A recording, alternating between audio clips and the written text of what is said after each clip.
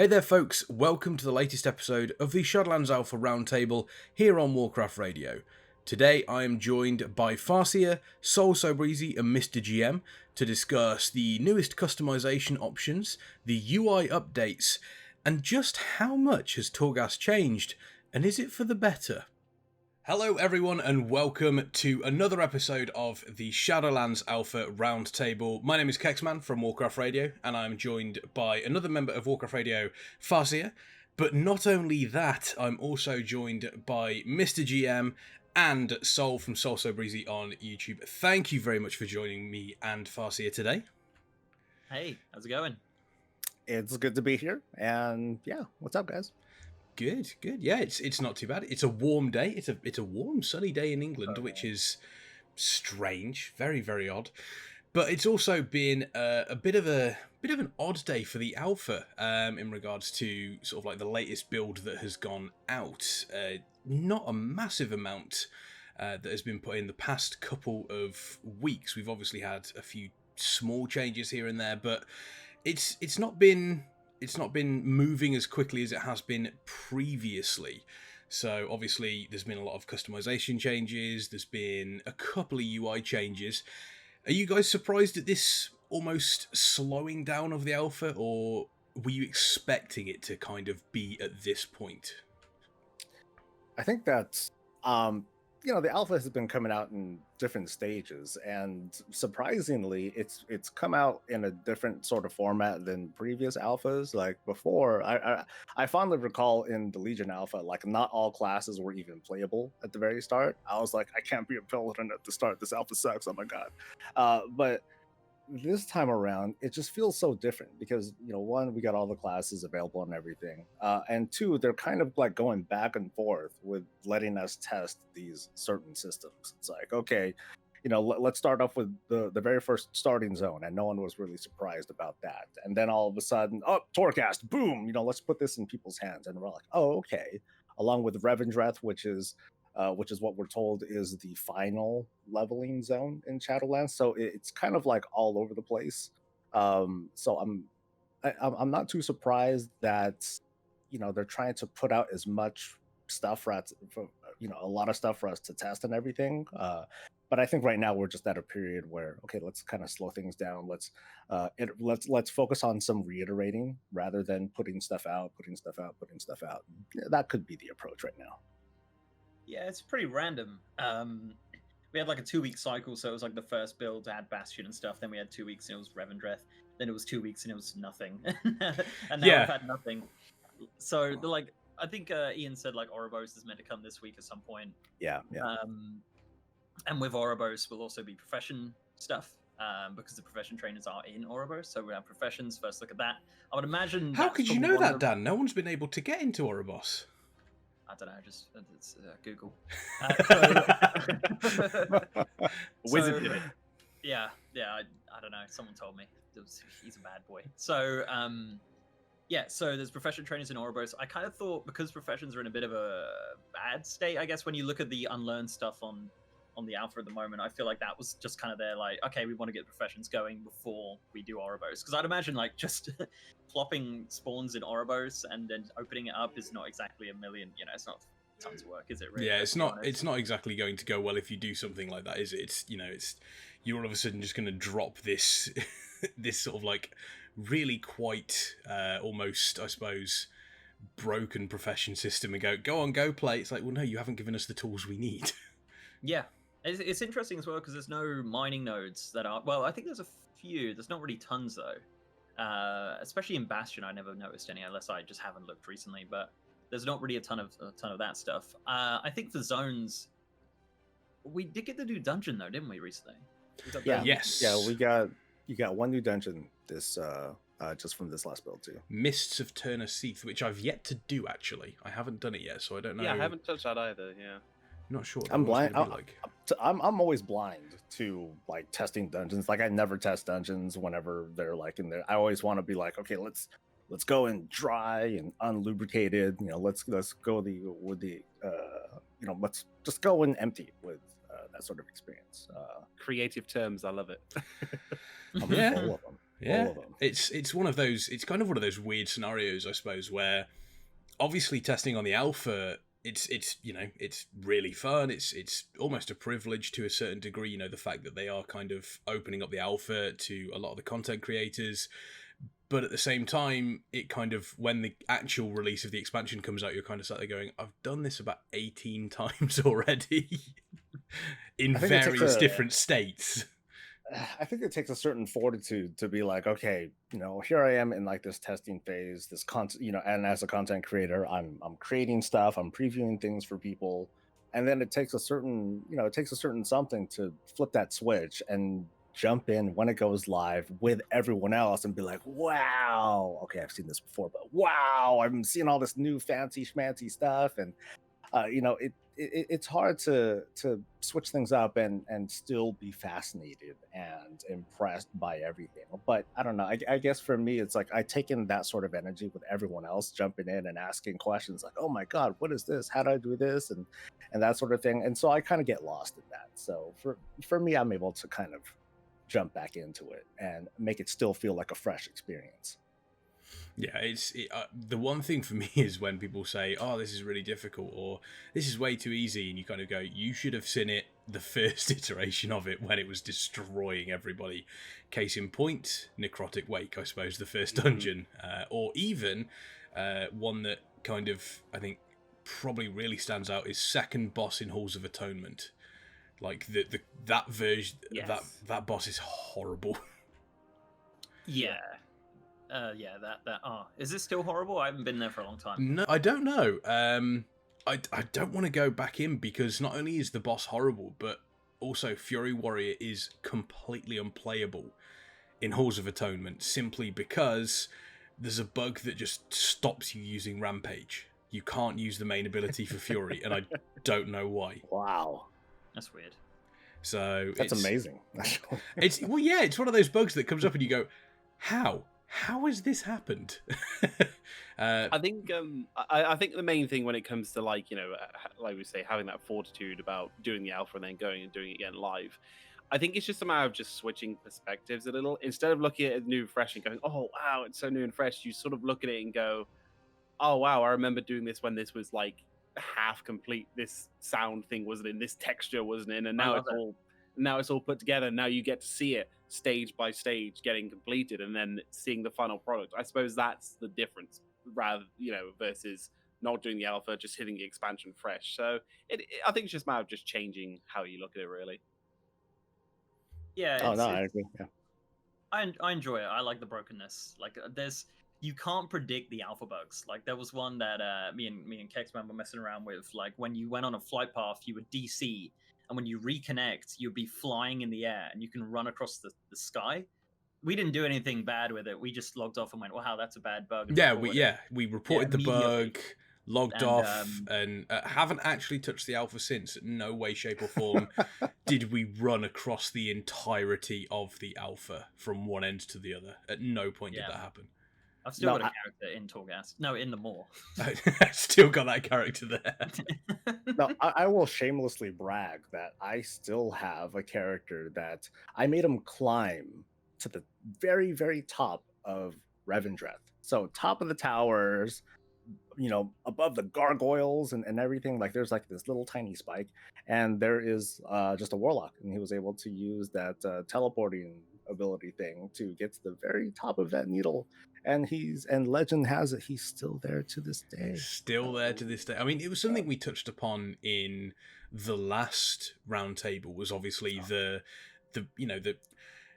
sort of difference between exploiting a bug in alpha versus using it to essentially create content. And I suppose there is almost there's that fine line between doing something that they don't want you to do versus if there's a bug in there, you're almost kind of reporting on it to a certain degree.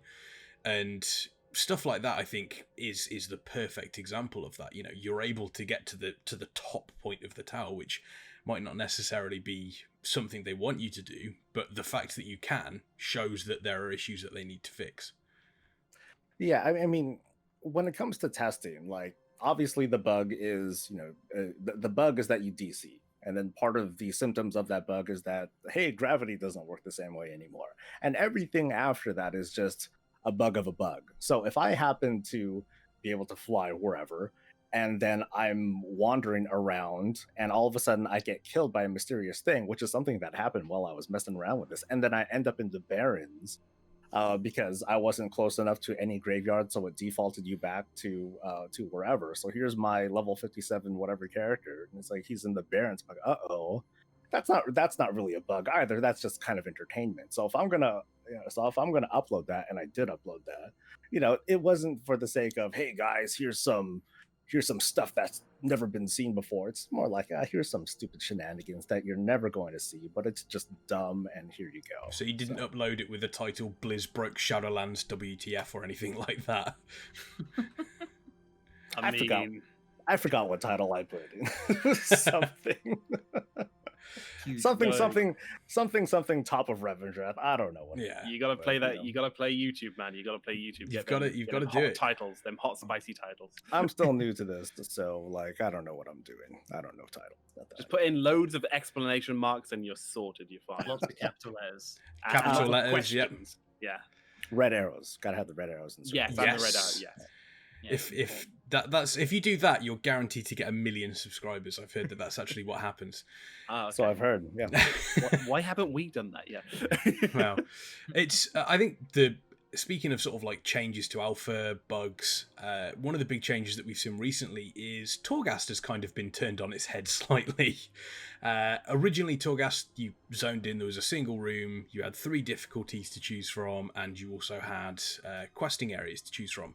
Now it's the main room's gone a serious redesign, and it does look fantastic.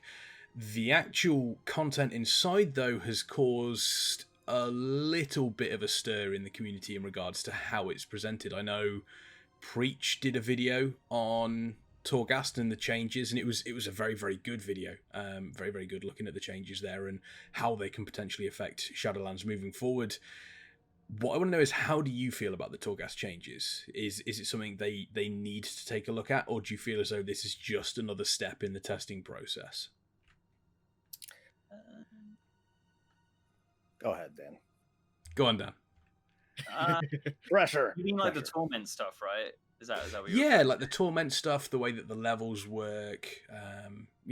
Literally all the changes. Like if you think about the first time we saw Torghast versus now, it's the same thing, but it's just it's presented in a completely different way.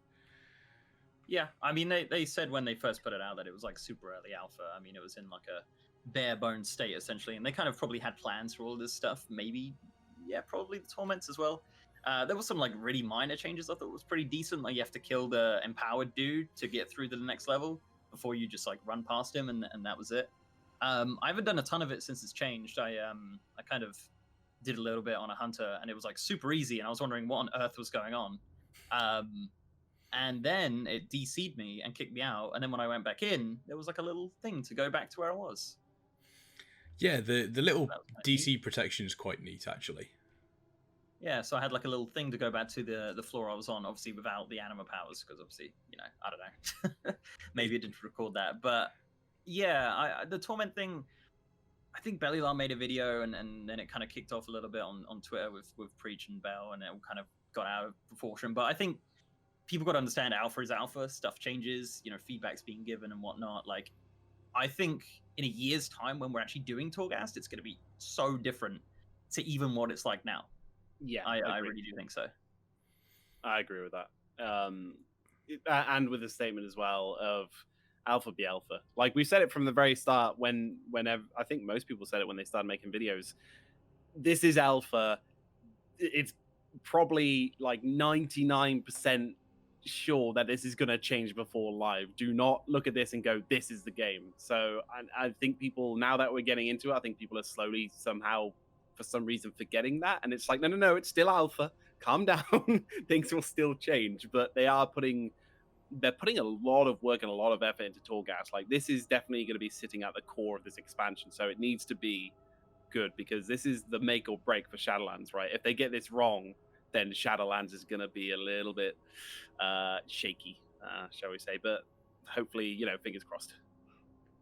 Yeah, I mean, I definitely am there with the whole alpha as alpha idea, but also since it's in test and since it's here, now's the time to to voice out and even try to take a look at some of the directions that Blizzard is taking um, with Torghast, and just share your thoughts, especially for those of us who have been testing and have direct feedback to give, other than reacting to, okay, here's what I'm seeing according to this one content creator or what I see on these notes. I'm going to theory craft, think of the worst case scenario, and then judge Shadowlands based on that. But I do like the whole idea of the whole checkpoint system. It kind of takes away from the idea of the endless climb, because now it's still technically an endless climb, but it's more like in 18 floor chunks. You climb up 6 floors, you kill the boss, and then you leave a checkpoint. And then from there, your strategy is, okay, I'm going to either start off on the floor that I just left off on, and it's going to be balls hard, or I'm going to start at a lower level and then climb up incrementally. So there's a certain element of strategy there, and I think that might be an idea of what Blizzard's looking for. But it's alpha. It might be 6 floors, it might be 3 floors till a boss.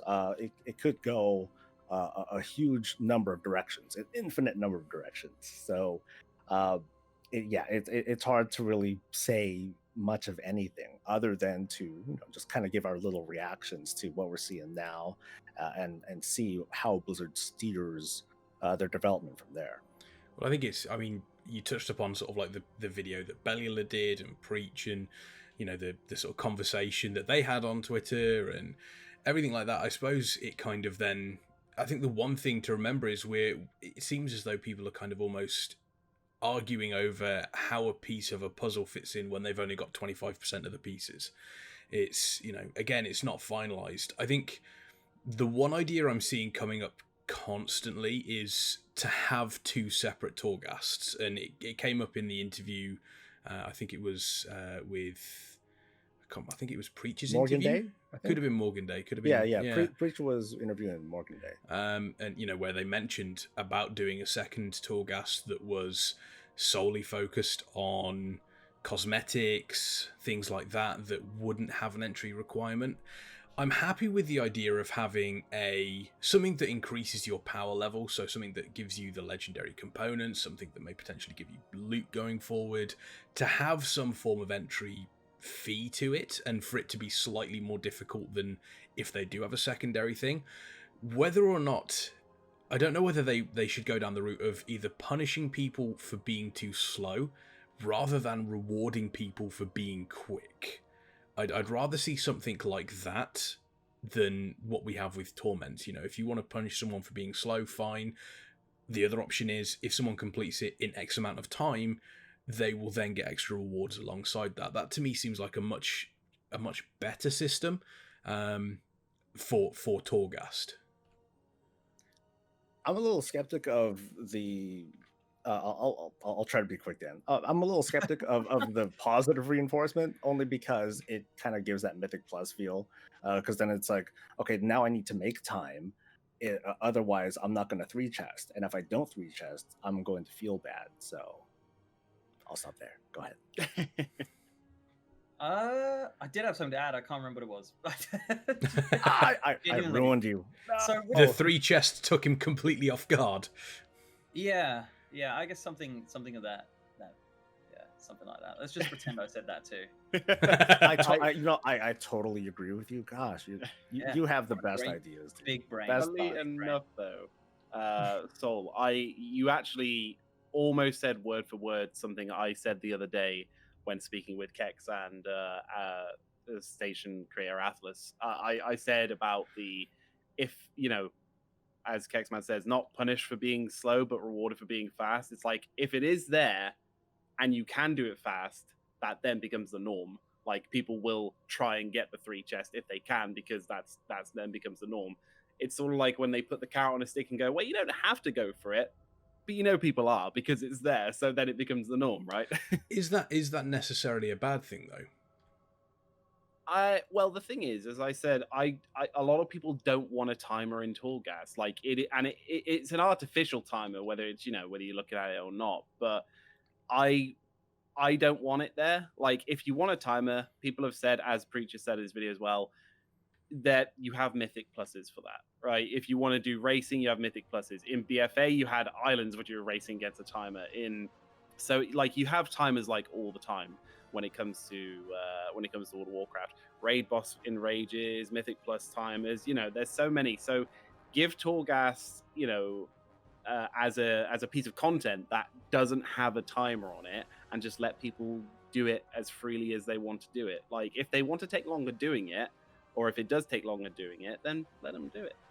It's one of them things. I think I at least believe that sometimes Blizzard over the years has gotten in the way of their own content a bit too much, where everyone's going, oh, this will be fun, and Blizzard's going, well, no, that's not fun, because that's not the way we want you to play it. And it would be nice for them to just take a step back for once and go, maybe we'll just let you play it how you want to play it.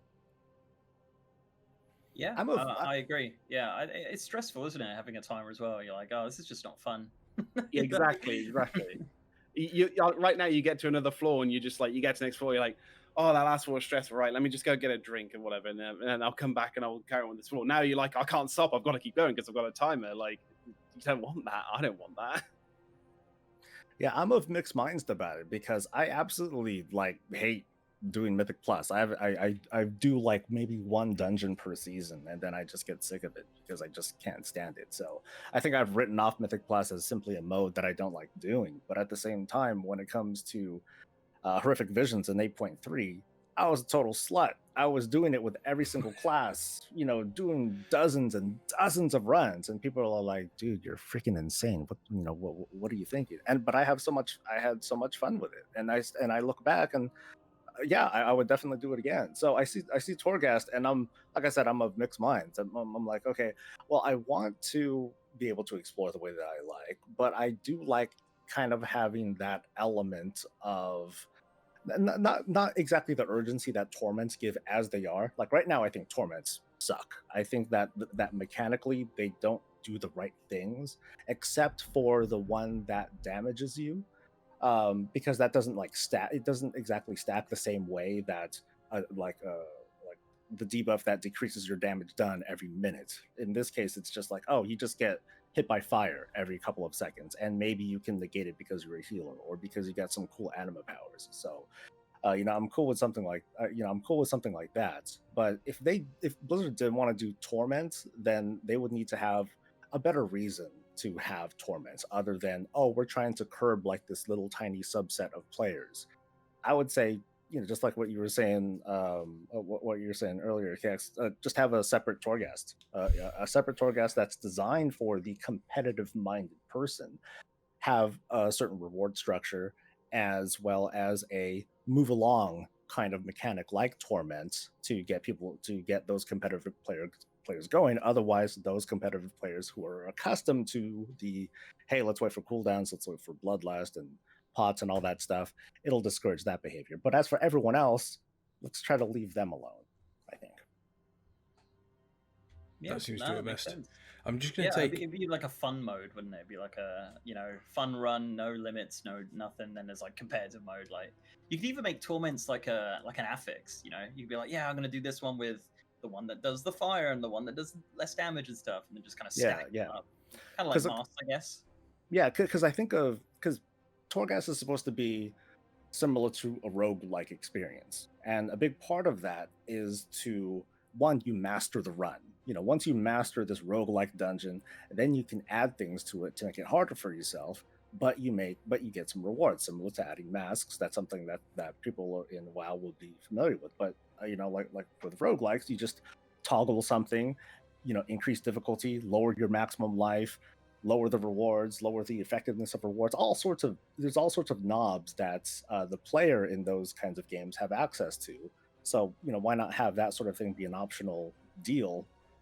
And then if they want to give us a reward, cool. Or if it's just for prestige and like big flexing, sure, go ahead. I mean, they also they mentioned doing certain events as well that happen every couple of weeks, potentially even tie them in with those. Obviously you'd have to take a look at scaling and everything to make sure that you don't end up in a situation where it's a case of, oh, it's this event, I'm going to skip it because it's god awful. There's a lot of things that they can kind of do with these torments that I think at the moment it seems to be misused. It's like you said, it's almost, instead of it being there to punish, players for what a very small amount of people will do, it seems to be more a case of, okay, let's have it something so the people that want to take on that challenge can take on that challenge. Yeah, I mean, it's the alpha, and so it's not like Blizzard's going to be like, okay, here's the thing, and we really thought this through before putting this out to players because we're really sensitive to, that's not how it is. It's just like, oh, we thought of something, guys, ship it. Let's go ahead and put it out and see how they react. Okay, these players reacted to it. Let's adjust and reiterate from there. So, Azerite armor. Oh God. Oh man. Oh, but honestly, the bottom line I think with Torghast is, if you've got one version, like we've said, if you got one version, and then you can go, let's just put both in. Why not? Just give the best of both worlds, because then there you go. Everyone's got something. Just do that. You've got it in really early days. Just get two versions, put them in. Happy days. Exactly. Now, there's been a couple of small changes that they have made to the alpha on top of obviously revamping Torghast. And I know that you yourself, Dan, have been very, very much on the pulse of this, which is obviously the character customizations. Mm-hmm. We have had the human ones and the gnome ones put in. They're obviously still not completely finished. And you've also been taking a look at some of the other ones. Would you say that this is probably the right time for them to start doing something like that? It's, we've seen also changes to the Barber Shop UI. Does it feel like the right time for them to start sprucing up these smaller elements of the game? Or do you think kind of it's almost like they've done it, it is what it is? I mean, it's a long time coming, for sure. I mean, like when they updated the models in Walls of Draenor, they didn't add any new hairstyles or anything like that, if I'm not mistaken. I think they didn't add a lot. They just kind of updated the model. But yeah, I mean, it's a long time coming, but it's one of those things that it's like, it's coming in Shadowlands, but it's not really like a feature of Shadowlands. It's kind of a feature that's going to continue throughout, like, the rest of WoW's life cycle. I think, yeah, it's funny how they're just kind of drip feeding them in as well. Like every now and then they'll update a model. Like they did a ton of updates to the undead model, for example, in the last build. And I think, if I'm not mistaken, I might be wrong, but when it does come back, because they've removed undead from the game, you'll be able to remove certain bones, as opposed to just have like boneless or not boneless. You literally so you can I'll have leg bones, but arm bones I want to exactly hide. Exactly. That's that looks like it's the plan for that, which is super cool. But yeah, I don't know. I feel like they've definitely got a bit mad with it. I mean, you look at the gnome stuff, like those hairs, the beards and stuff are absolutely freaking nuts. They're but amazing. It's good though. It gives you a bit more creative freedom with your character and stuff. And at the end of the day, that's definitely a good thing. Well, I don't know about you guys, but Bone Slider for Undead, Shadowlands confirmed greatest expansion. Bone Sliders. That's a new term. Yeah, that's. Yeah, well, they got rid of the sliders for some unknown reason. Well, they should have sliders for some stuff and sliders for... Yeah, I feel like they should have sliders for... I think sliders may potentially work better for hair colour. Something that, when you're deciding something like that. But, I think the new UIs that they've been putting in are actually neat as anything. They're really, really well designed. Mm-hmm. Yeah, they're really cool. As someone who was quite heavy in the roleplay community in WoW, so a very minor voice, I can tell you that these new customizations, roleplayers are just all over that, absolutely all over it, and because it's great already for like just the general player to go, oh, I can customize my character, make it look cool. Roleplayers look at that and they're just like, I can finally have my blind orc that I've wanted for all this time, and it's it's fantastic. I think that was the big wow for me when I saw that. Okay, cool, got the one-eyed look. Okay, whatever. Then I saw the blind look. I was like, ooh, there's a lot you can do with something like that. And then of course, like as Dan was talking about this, I just couldn't get the picture out of my head on Wowhead, the gnomes with like just these insane mustaches, and I was like, I'm kind of jealous about that because Yeah. I'm a blood elf kind of person, and I'm not seeing like enough of that cool stuff. It's like, okay, cool, eye color, whoop de doo, but those crazy mustaches, it's just comical and crazy and really cool. Well, you might find that the next build brings in blood elf, like you'll have blood elf mustaches that you can kind of sit there and twirl and just generally Yeah, be That'd be you the can best. Bond always go, like, villains. about 30 seconds into after the build's pushed, you can always just search, like, because on WoW.tools they do a comparison of the files, and you just type in character and it tells you what model files were updated. So last time they actually did update the blood elf females, and I was like, oh sweet, they got some blood elf female stuff, and nothing changed, which was strange. But I literally, as soon as I saw that the gnomes were updated, I like jumped on the gnomes and started having a look at some of their hair stuff. But yeah, it looks like at the moment they're kind of just like slowly trickling it in.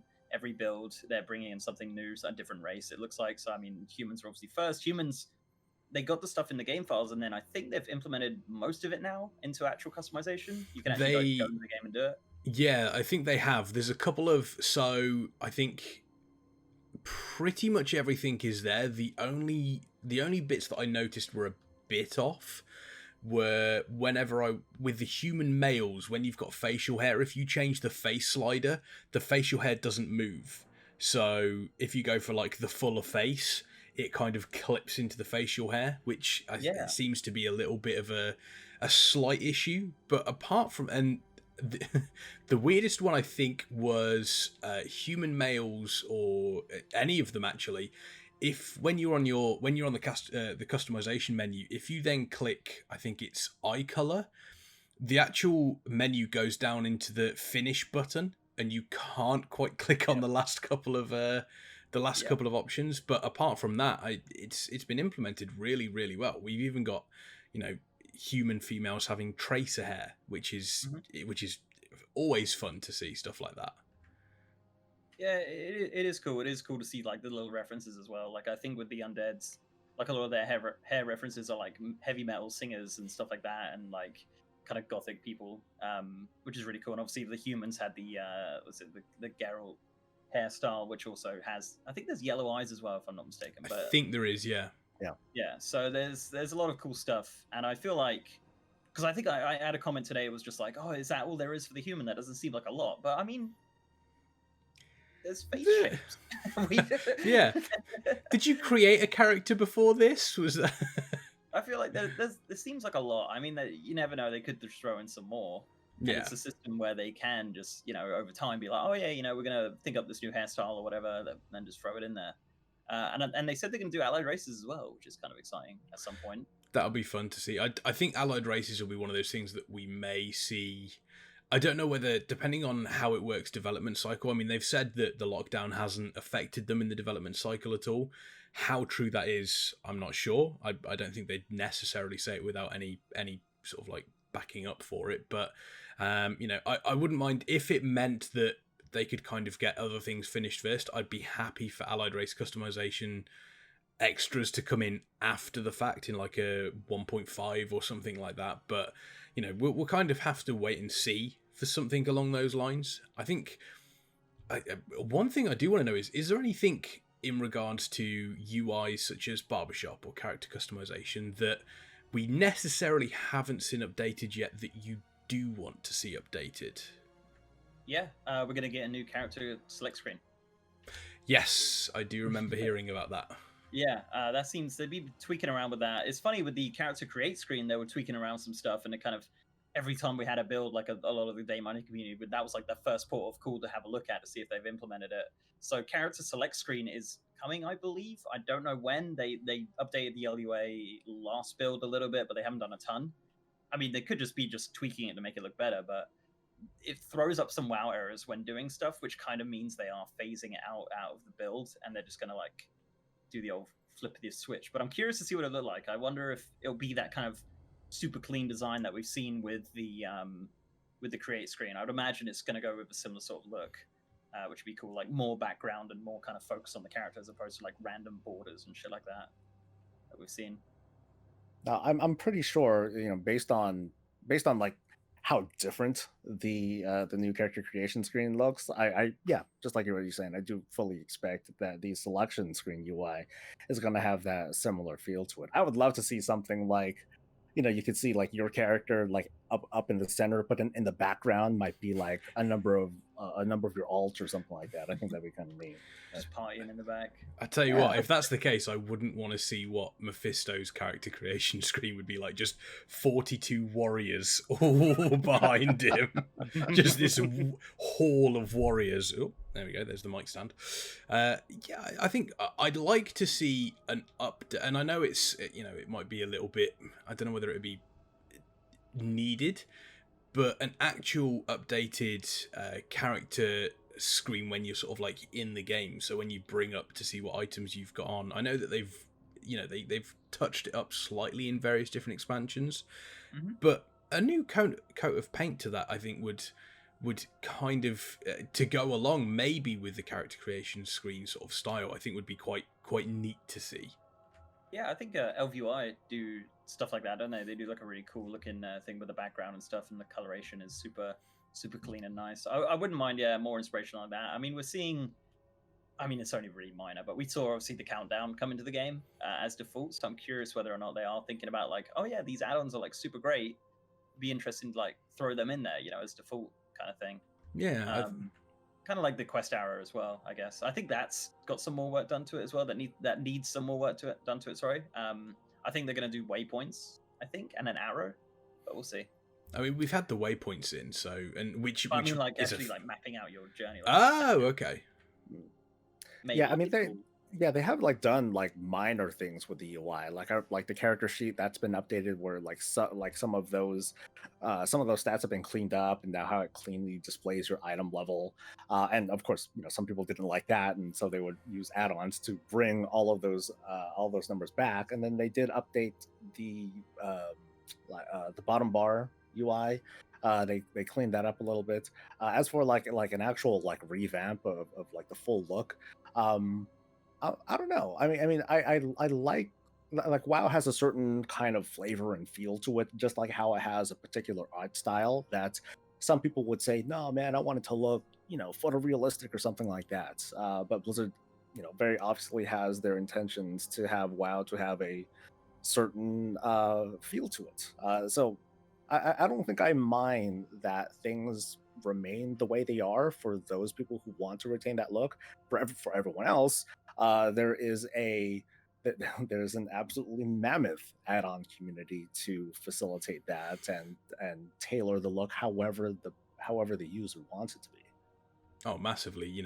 The stuff that the add-on community can do with UIs is mind-blowing to say the least. So I and it kind of, with them adding the countdown that you normally find in DBM, as well as sort of like the waypoints and everything that you normally find through most sort of like add-ons, it kind of almost feels as though Blizzard are now going, okay, maybe if everyone is downloading this particular add-on for this particular reason, it probably should become baseline in the game, because it's just become that much of a necessity for people, I suppose you could say.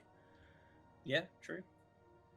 Yeah, I mean, we've seen that in the good old days of Carbonite. That's when quest tracking became a thing in the first place. And I think Blizzard tries to be more conservative than not when trying to implement those sorts of things, because then they need to tailor, in some cases, like let's say with DBM, they need to tailor encounters perhaps in a certain way, where okay, people need these notifications, let's provide big bouncy notifications in front of player screens, or let's provide more context in combat logs and in chat frames and those sorts of things. But I think that they try to move as slow as possible on that front.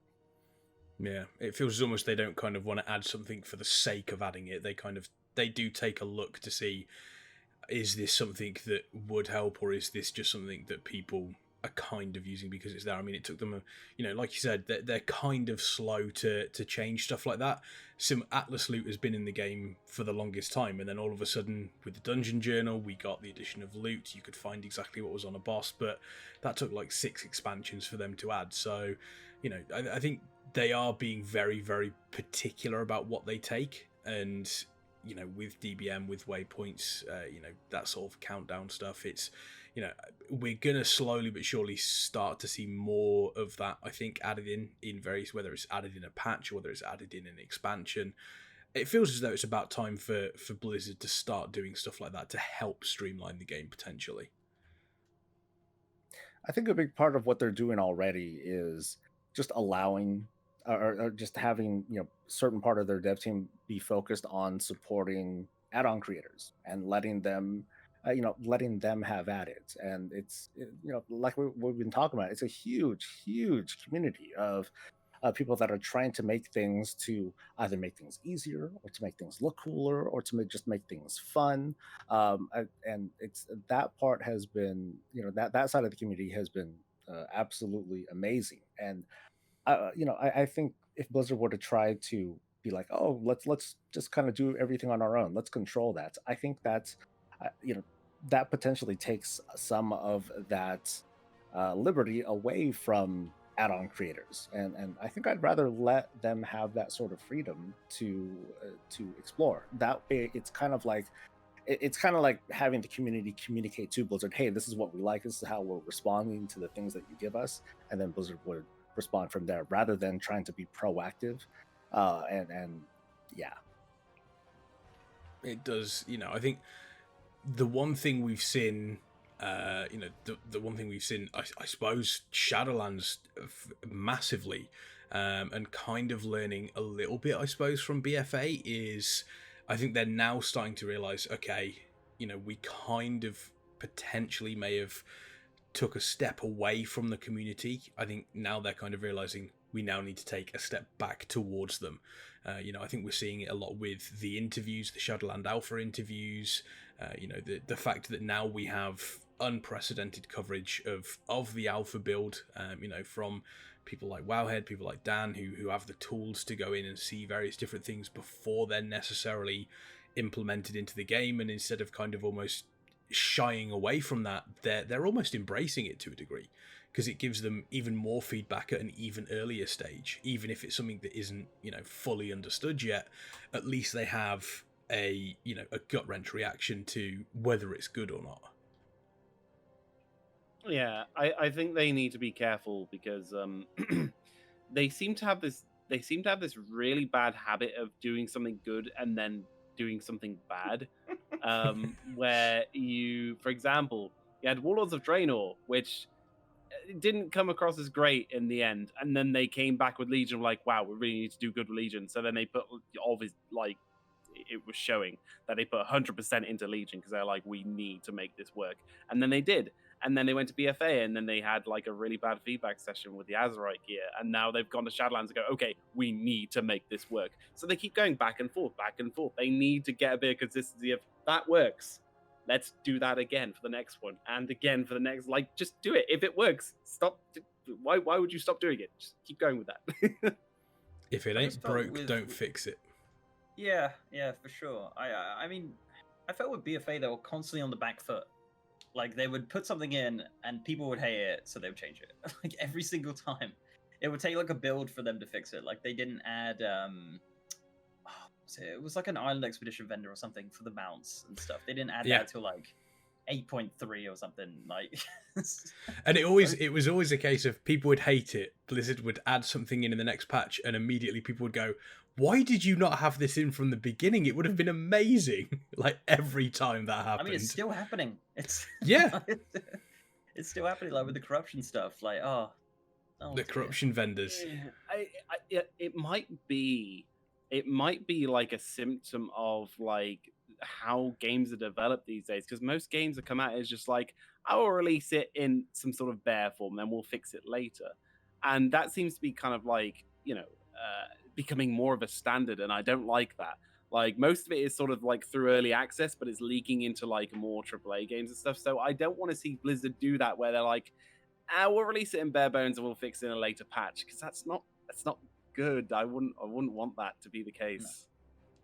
No. I think that Battle for Azeroth has been, it's been Blizzard catching up like this whole time. Like, they messed up with Azerite, and because of that, it kind of shifted. It kind of like borked everything because, at least from my impression, Azerite essences weren't going to be a thing. They only became a thing because Azerite just didn't work. And if it did, then we might have had something else entirely.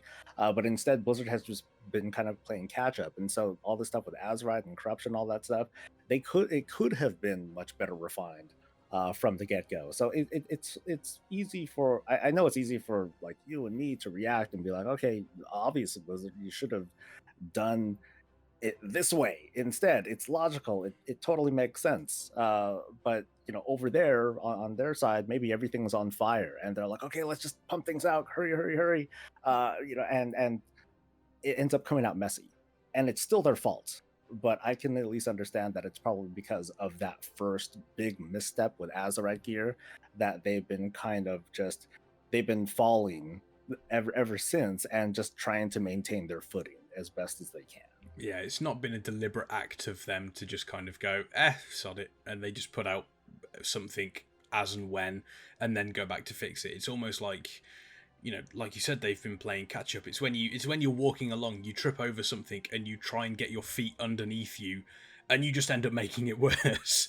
And that's kind of how it's felt with BFA. But luckily, Shadowlands does appear to be fixing that. We're still not 100%. We've got to wait until we've got all of the cards until we can place our bets. Obviously, the next build is coming tomorrow. Fingers crossed. Hopefully it won't be as late as the one last, or late for us at the very least. I imagine for yourself, Soul, it was quite nice to have something in the early evening as a build. Christmas happens every Wednesday at 2 p.m. my time. Yep. It's beautiful. What do we think? Obviously, they've mentioned Ouroboros.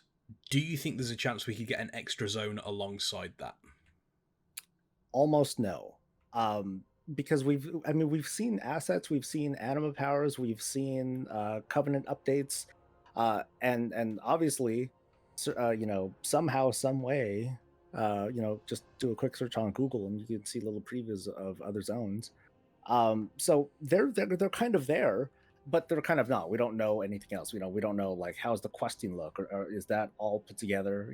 What are the other pieces of the puzzle that constitutes a zone experience? And from what we've seen, when they reveal a zone, they reveal the zone, they reveal a really good chunk of what goes on in the questing experience, as well as the covenant powers.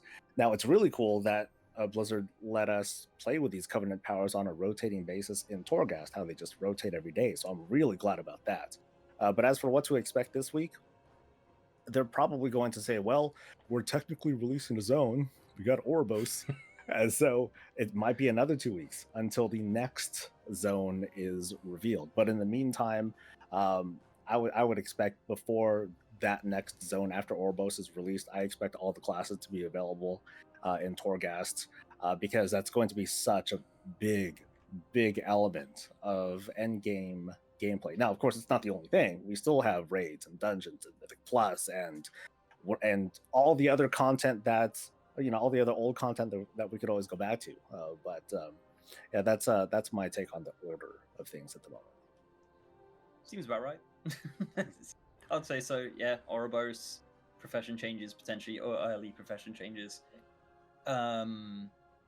Maybe not a new dungeon. I wouldn't say, but I mean, if I were to put my bets on what's next for zone wise, from what I've seen and how much it's spawned, probably Maldraxxus.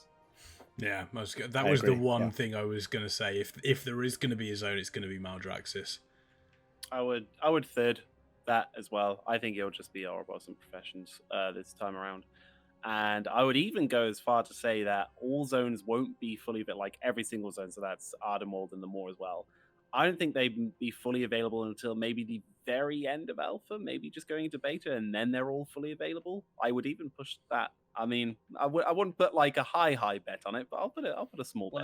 They wouldn't go into Beta without having everything available. That was kind of their thing. Yeah, something's going to be last, right? Something's going to be in last place. So realistically, you'd imagine it's going to be the Moor, because that's going to be your end level area that you're going to do spend a lot of your time in, I would imagine, depending on how hard the jailer looks at you while you're in there. I actually don't want it to be the last thing that comes in. I mean, I get it; it's max level stuff and all that, but so is Torghast. So Yeah. I would want to hope that they can bring in the Maw sooner rather than later, so that way we can get the full context of what does it mean that we can only spend so much time in the Maw before we get kicked out. I was guessing Yeah. that maybe it's kind of like a reverse world quest, where you fill up the bar, but when you do fill up the bar by completing objectives and killing monsters and all that stuff, then the jailer will be like, "Hey, I see you," and then he boots your ass out of there, and then you can't go That's back, it. or something like that. But because of that whole mechanic of being able of restricting you from access to stuff, I can already tell that there's going to be a lot of salt being thrown over something like that. Salt So in I World so of Warcraft. I don't believe you. it's unbelievable, right? So It's I'd love to see specific. that come in sooner, so that way Blizzard can get that feedback, knowing that it's going to come, and then start reiterating early. Because a new zone that comes in, we know it's going to come from that quests, stuff to do, eventually end game stuff, and all that. But the Maw is different, and I would like to see that sooner than later. Yeah, I would agree with that without a shadow of a doubt. It's, again, kind of feels similar to, like you said, to Torghast in regards to it's where we're going to spend a lot of our time at end level. We kind of want to know exactly how that's going to look scaling wise.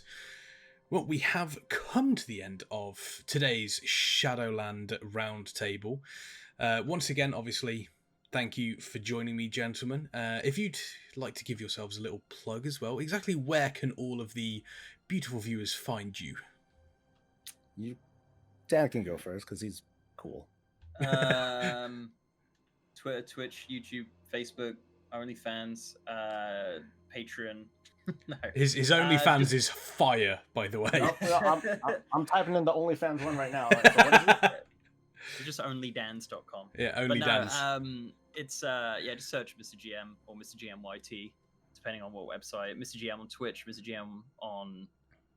That's about it, really. And then Mr. GM YT on Facebook, Twitter, YouTube. I think I don't know what comes up with YouTube. Honestly, I'm everywhere. Just type in Mr. GM and you'll find him.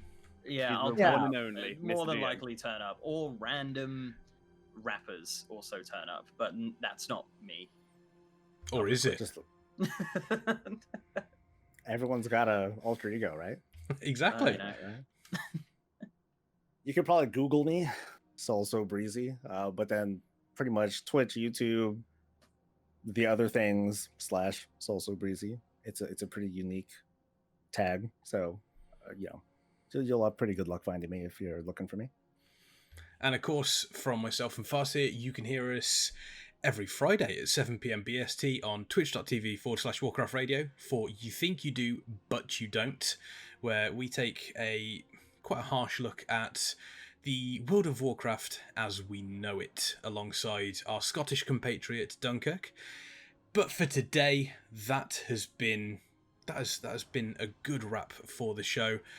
Thank you for joining us here today on the Shadowlands Roundtable. My name has been Kexman, and I'll see you next time.